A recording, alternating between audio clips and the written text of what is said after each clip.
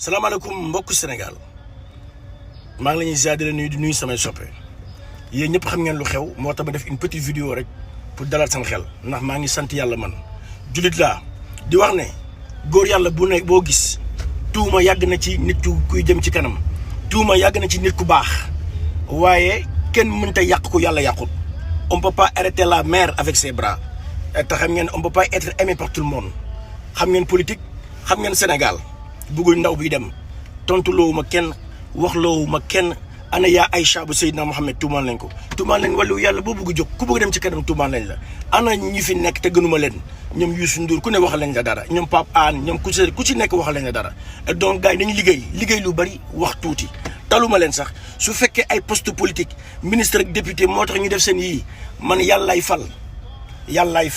li ma war a doon bind ko sama jëbi yàlla bind ko sama jëbi kenn mënu ma ko tere bañ a doon liggéey